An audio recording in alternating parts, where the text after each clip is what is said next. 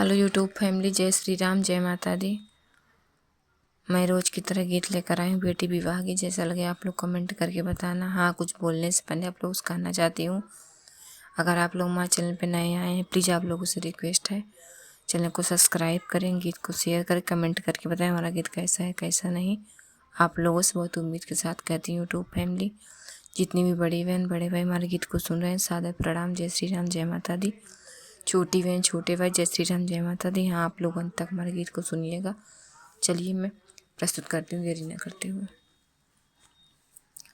बसवा के कोठिया में दुई रे काइनिया हो, एक बास एक काइनी। बसवा के कोठिया में दुई रे काइनिया हो, एक काइनी एक बास। मैया के कोखिया में दुई रे ललनवा हो, एक बहिन एक भाई। मैया के कोखिया में दुई रे ललनवा हो, एक बहिन एक भाई। मैया कहीं बेटी निया रे बियाह बई हो, बाबा कहीं 10 कोस। मैया कहीं बेटी निया रे बियाह बई, बाबा कहीं 10 कोस। भैया कहीं बहिनी काशी में बियाह बई, नीति उठी करुआ स्नान। भैया कहीं बहिनी काशी में बियाह बई, नित उठी करू पूजा पाठ। भाभी कहीं ननदी दूर हम बियाह बई, कबहू लवटी नहीं आयु।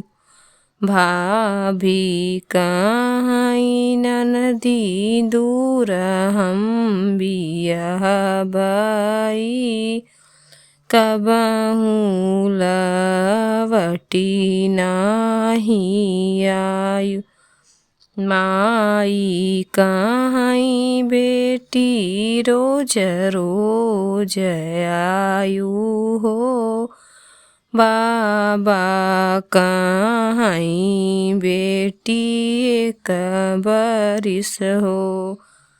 माई कहीं बेटी रोज रोज आयु हो, बाबा कहीं बेटी एक बरिस हो। भैया कहीं बहिनी भाई तोहरा बियाहवा हो, भाभी कहीं कवन काम। भैया कहीं बहिनी चली बसी ससुरे हो, भाभी कहीं कवन काम। भैया के रोए हो हमरे भरी गया गनवा हो, बाबा के रोए दुआर। मैया के रोए हमरे भरी गया अंगनवा हो। बाबा के रोए दुआर। भैया के रोवे त मोर भी गई अचरा हो। भाभी के आँखिया नया से। भैया के रोए से मोर भी गई अचरा हो। भाभी के आँखिया नया से। मैया के कोखिया में दुई रे ललनवा हो। एक बहिन एक भाई। मैया के कोखिया में दुई रे ललनवा हो। एक बहिन एक भाई।